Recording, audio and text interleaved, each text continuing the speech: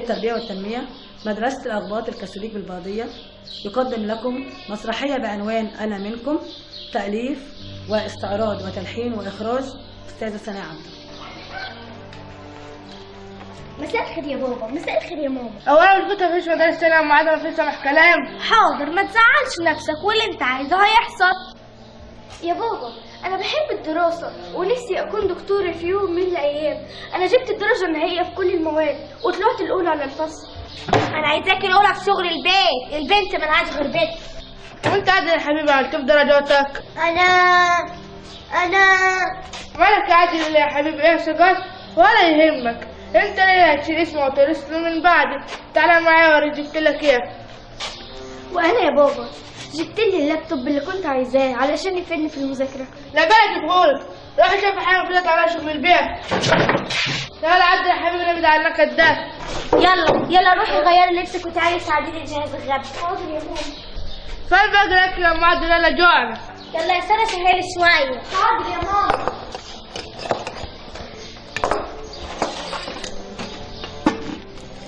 ايه ده؟ قوم انت ما شفت طلباتنا. حاضر يا بابا. كل يا حبيبي كل.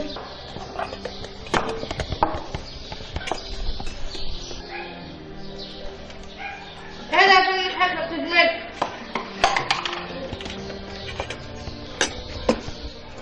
بقول لي كولينج ماليش نفس. احسن برضه.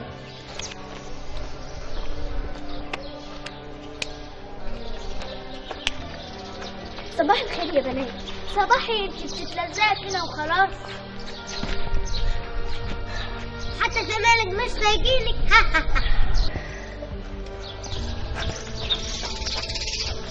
مالك يا ساره؟ واقفه لوحدك ليه؟ البنات ضايقوني. هما ليه بيعملوا معايا كده؟ انا بحبهم بامان. هما بيكرهوني وبينبذوني من وسطهم ليه؟ ومش عايزيني اكون معاهم. انا ايه اللي غلطت فيه؟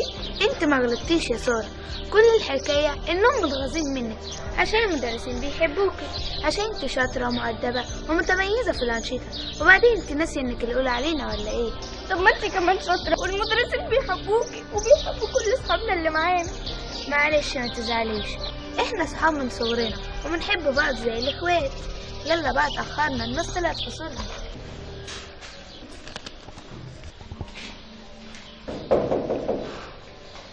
اتأخرتوا ليه يا بنات؟ احنا اسفين يا مس، ساره وقعت وكانت تعبانه شويه. مالك يا ساره يا حبيبتي؟ ازاي وجعتي؟ مفيش يا مس، انا كويسه خلاص. لا في مس سامي. اسكتي يا داليا، مفيش حاجة حصلت خلاص، واحنا اسفين على تطويل وقت الحصة بس. تمام يا ساره، نشوف الموضوع ده بعدين.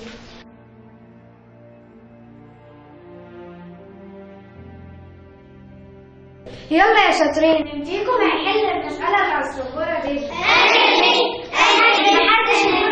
أنا اللي هختار. جاوب يا سارة. الإجابة رقم 3. شاطرة، سجلوا الحاجة. يلا يا ولاد الحصة خلصت، هشوفكم بكرة.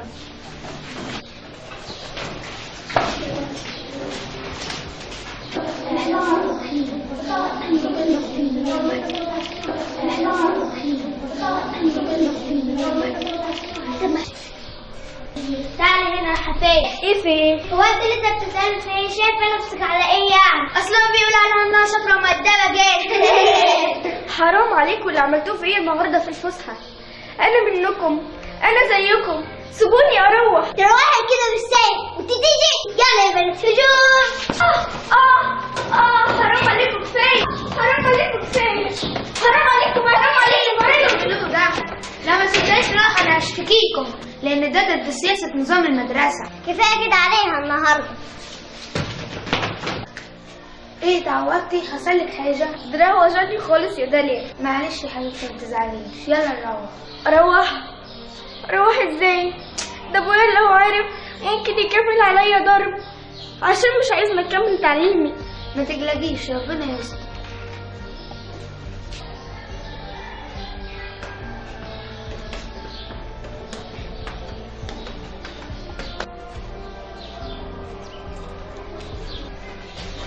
مالك لبسك متبهدل كده ليه؟ انا انت ايه؟ الطاقم اللي عمل فيك كده؟ البنات يا عمو ضربوها وهي طالعه من المدرسه عشان هي اشطر منهم. بس اشهر منهم ايه؟ هيشغلها في مدرسة تاني؟ ايوه قلت يا ابو عادل، بس هي ما سمعتش الكلام وراها. طب انا هكمل عليك عشان ما تقدرش تتحرك وتروح مكان تاني. سيبها يا عم عزوم. يلا روح يا داليا، وانا هكلم امي خليها تشوف شغلها معاكي. غلطة فشل في عيشتي. ده انا وحشاني قوي. حرام عليكم، انا بنتكم، انا منكم، لحمكم ودمكم. انت السبب. حد قالك تروح المدرسه؟ البيت احسن ليك. يلا نشوف خالتك الدكتوره بسمه نخليها تشوف دراعك، واوعي تقولي ان ابوك اللي ضربك. انت سامعه؟ حاضر. وبالمره نعدي على ام داليا.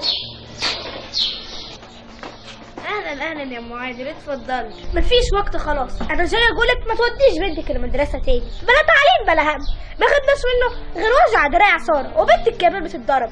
احنا هنعمل كده مع ساره، مش هنديها المدرسه تاني. ايه الكلام اللي انت بتقوليه ده يا ام عادل؟ لا طبعا، ازاي احلم بنتي انها تحقق احلامها ومستقبلها؟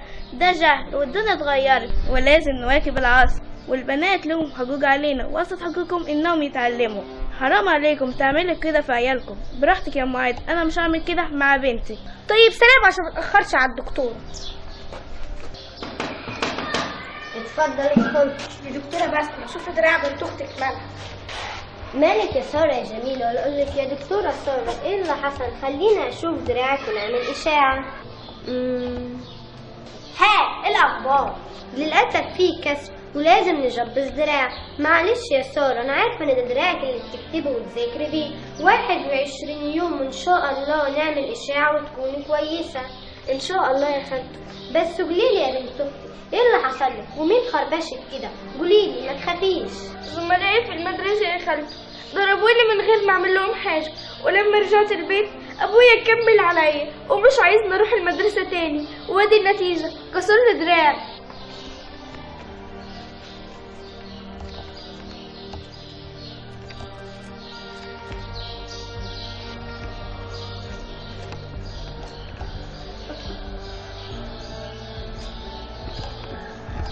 ازاي تعملوا كده في البنت يا ام عادل؟ انت عارفه جوز اختك، وبعدين البنت ملهاش غير بيتها. بيتها ايه؟ هو انت عشان ما بتحبيش التعليم يبقى تحرمي بنتك من التعليم؟ ساره لما تكبر هتكون دكتوره شاطره وتراعي بيتها واسرتها وما تقلقيش. عموما انا ليا كلام تاني مع ابو عادل ده، بدل ما يجيب حاجه من زمايلها في المدرسه ويدافع عنها يعمل كده. ما تخافيش يا ساره يا حبيبتي، انا جنبك ومش هسيبك ابدا، وهتحققي حلمك وتكوني دكتوره شاطره. ربنا يخليك ليا يا خالته وما يحرمناش منك ابدا. يا ام عادل يا اختي يا حبيبتي، كفايه اللي عملتيه في بنتك مريان الكبيره، جوزتوها لواحد بيضربها ليل ونهار. كفايه يا بقى، دول منكم. طب سلام يا اختي، ونشوف الموضوع ده معايا.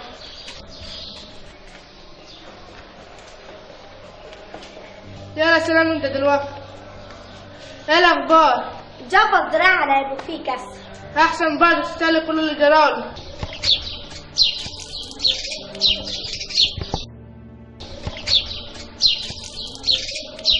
ازيك يا عيني؟ اما فين ساره؟ ساره اتكسر دراعها وخالتي جبستها ومش هتيجي المدرسه. ها يا حبيبتي يا ساره.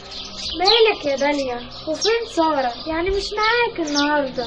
ساره يا مس، امبارح واحنا طالعين من المدرسه البنات ضربوها، ولما روحت بابا ساره ضربها وكسر لها دراعها ومنعها انها تيجي المدرسه تاني. ايه الكلام اللي بتقوليه ده؟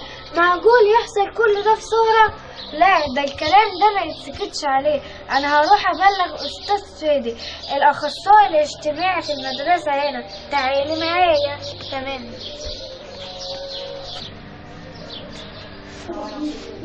استاذ فادي، هناخد من وقتك شويه. اتفضلي يا مس ساره.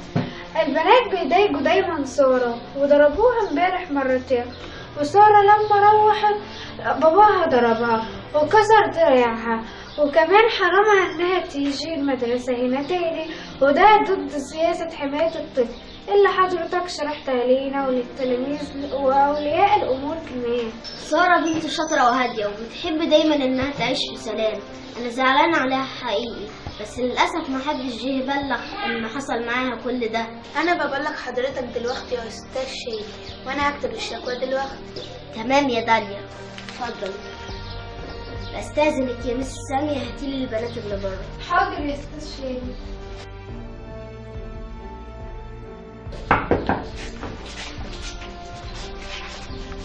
يا بنات نتقدم فيكم شكوى انكم ضربتوا صاحبتكم سارة، ايه رأيكم في الكلام ده؟ احنا ما ضربناش حد، هي اللي اتخانقت معانا. هو ما فيش غيرنا يعني اللي بيتبلى عليهم؟ احنا ما عملناش حاجة، هي نوسة اصلا مش شايفة نفسها. ممكن نهدى شوية ويا ريت تتكلموا الحقيقة لان الكاميرات صورتكم وجابت اللي انتوا عملتوه. ايه الكاميرات؟ الحقيقة ايوه احنا ضربناهم، بس اخر مرة مش هنعمل كده تاني. ارجوك استشير بلاش تبعت لولاء امورك، احنا غلطانين في حقها. ايوه عشان هي اكتر مننا. يا بنات ما ينفعش اللي انتوا عملتوه ده، هم زي اخواتكم، وكمان انتوا لو اشتغلتوا على نفسكم شوية وذاكرتوا هتكونوا شاطرين ومميزين زيهم. احنا هنتأسف ليهم ومش هنعمل كده تاني. عندك حاجة يا استاذ شادي مش كده يا بنات؟ ايوه يا شادي مش هنعمل كده تاني. طيب روحوا دلوقتي على نفسكم وبعدين نشوف الموضوع ده. ماشي.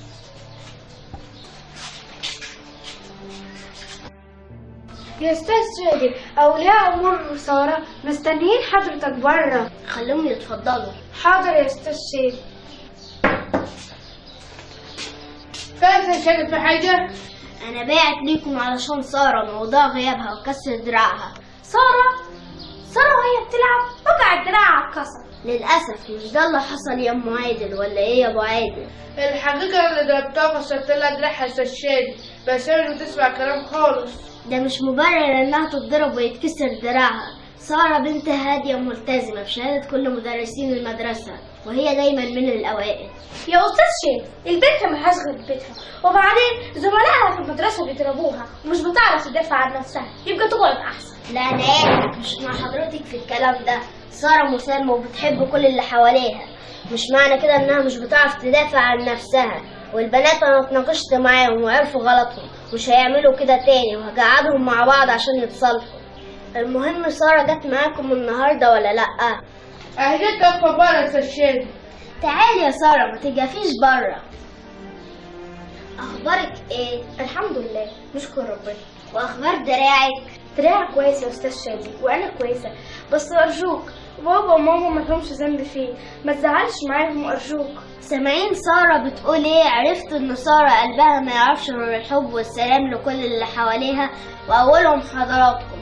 ايه رأيكم بقى؟ المفروض ان اخد موقف في موضوع سارة، بس عشان خاطر سارة المرة دي هنعديها، بس يا ريت ما تتكررش تاني وما تحرموش سارة من ابسط حقوقها وهو التعليم. انا اسف يا بنتي، انا تعبت كتير وقسيت عليكي وفرقت في معاملك انت واخوكي، بس من النهارده خليك تكملي تعليمك.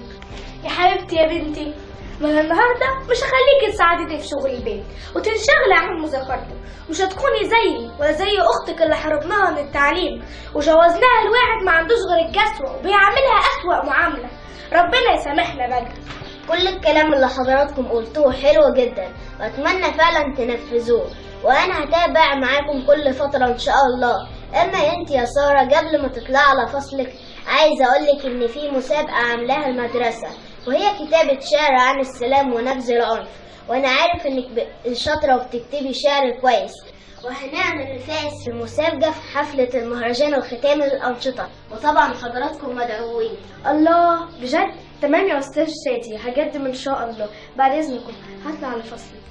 تمام يا سارة، وحضراتكم كمان مع ألف سلامة، مش هعطلكم أكتر من كده. سلام. سلام يا استاذ شادي، واتابع حضرتك زي ما قلت لنا ان شاء الله. أهلا بالسادة الضيوف في حفلنا النهاردة، وهنعلن الفائز في مسابقة الشعر، وهي الطالبة سارة. أنا بهدي الجايزة بتاعتي لأبويا ولأمي ولكل إدارة المدرسة والمدرسين وزملاء الطلبة والطالبات، واسمحوا لي أقدم قرار مدرسة البخنية جميلة، إن شاء الله تعجبكم.